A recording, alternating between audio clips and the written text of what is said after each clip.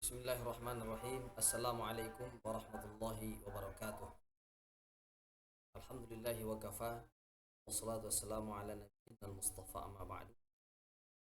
Bersyukur kita kepada Allah Subhanahu wa taala pada kesempatan ini kita dapat bertemu kembali dan perkuliahan kita pada mata kuliah ilmu qiraat ataupun tajwid. Salawat dan salam Allahumma shalli ala sayyidina Muhammad wa ala ali sayyidina. Sebelum kita melanjutkan materi kita pada kesempatan ini, alangkah baiknya kita berdoa terlebih dahulu. Mudah-mudahan apa yang kita inginkan dikabulkan oleh Allah Subhanahu wa taala, terutama dalam menuntut ilmu ini. Semoga Allah berikan kepada kita semua ilmu yang bermanfaat, rezeki yang halal lagi baik, serta kita semuanya dikabulkan oleh Allah Subhanahu wa taala bersama orang-orang yang soleh. Kemudian sebelum sebelum saya melanjutkan materi kita pada kesempatan ini, terlebih dahulu saya memperkenalkan diri. Nama saya Arlin Simbolon. Kemudian tanggal lahir baik Sundur 25 Mei 1986. Pendidikan S1 Tafsir Hadis Taifik Sumbar pada tahun 2009. Dan S2 jurusan Quran Hadis University of Malaya Kuala Lumpur tahun 2013. S3 Hukum Keluarga Islam atau Al-Ahwal Asy-Syakhsiyah Wentus Karyau pada tahun 2000.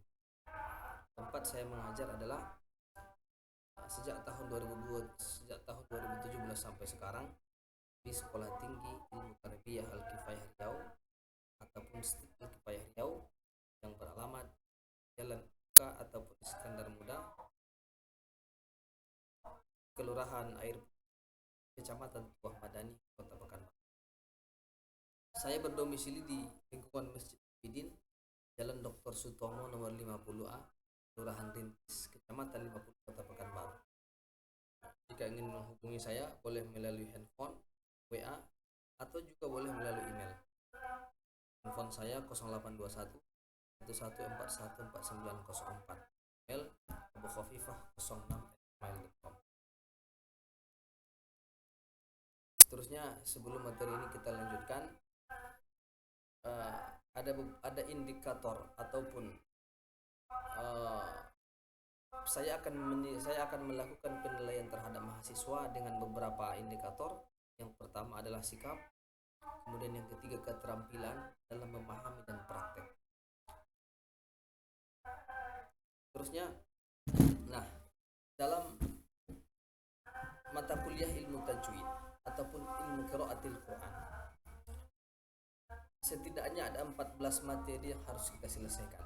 Materi pertama dari 14 tersebut adalah namanya pengantar ilmu tajwid, atau dalam bahasa Arabnya disebut dengan muqaddimah ilmu tajwid. Pengantar ilmu tajwid ini terdiri dari beberapa hal. Yang pertama pengertian, yang kedua hukum, yang ketiga objek, yang keempat manfaat, yang kelima pengarang, yang keenam sumber, yang ketujuh itu adalah kesalahan atau yang disebut juga dengan Allah. Yang pertama, pengertian. Pengertian ilmu tajwid menurut bahasa atau secara etimologi adalah at-tahsin. At-tahsin artinya memperbaiki. Jadi tajwid menurut bahasa adalah memperbaiki. Yang kedua, menurut istilah atau secara etimologi, istilahan, yang dimaksud dengan ilmu tajwid adalah ikhraju kulli harfin haqqahu wa mustahaqqah, makhrajin wa sifatin wa maddin wa ghunnatin wa ghairi dzalik kamil. Yaitu memberikan tiap-tiap huruf akan hak dan mustahak. Mana hak dan mustahak huruf mulai dari makhraj, sifat huruf, gunnah, dengung, mad, mana yang harus dibaca panjang satu alif, mana yang dua alif, mana yang tiga alif, dan hal-hal lain yang termasuk dalam hukum ilmu tajwid. Inilah yang dimaksud dengan ilmu tajwid baik secara bahasa maupun istilah. Yang kedua hukum. Berkaitan dengan hukum ilmu tajwid, yang pertama hukum kedua hukum mengamalkan. Al-ilmu bihi fardu kifayah, mengetahuinya adalah fardu kifayah, wal amalu bihi fardu ain, sedangkan mengamalkannya fardu ain. Contoh, ini misalnya dalam surah An-Nisa Allah menyatakan, a'udzubillahi minasyaitonir rajim, fankihu ma taba lakum minan nisa'i mathna wa thulatha wa ruba'. Di sini ada yang dikasih tanda merah, fankihu. Nun sukun bertemu dengan kaf. Itu wajib dibaca dengung, nama hukumnya ikhfa. Nah, mengetahui nama hukumnya itu ikhfa adalah fardu ain, sedangkan membacanya atau mempraktekkannya dengan dengung, mengetahui hukumnya itu ikhfa itu adalah fardu kifayah, sedangkan mempraktekkannya dengan dengung, dengan cara mendengungkannya itu hukumnya fardu ain. Jadi fangkihu dengung itu prakteknya, sedangkan ikhfa nama hukumnya itu hukumnya fardu kifayah. Sekali lagi, mempelajari ilmu tajwid itu fardu kifayah, sedangkan mengamalkannya ketika membaca Al-Quran ya fardu ain. Seterusnya objek. Maksud objek ini adalah sasaran mempelajari ilmu tajwid. Artinya kita mempelajari ilmu tajwid itu untuk apa? Dijelaskan dalam kitab Al-Mulakhasul Mufid fi Ilmi Tajwid, maudhu' ilmi tajwid, sasaran ilmu tajwid itu adalah al-alfadul qur'ani, lafaz-lafaz ayat Al-Quran. Artinya bacaan yang wajib ditajwidkan atau yang bacaan yang harus sesuai dengan standar ilmu tajwid itu adalah hanya ayat-ayat Al-Quran. Sedangkan kalimat-kalimat lain yang berbahasa Arab selain ayat Al-Quran itu tidak mesti kita tajwidkan. Tidak mesti. Jadi bacaan yang harus kita sesuaikan dengan standar ilmu tajwid itu adalah hanya ayat-ayat Al-Quran. Jadi dengan demikian kita mempelajari ilmu tajwid itu agar kita praktekkan ketika membaca ayat-ayat Al-Quran saja. Kemudian seterusnya adalah manfaat.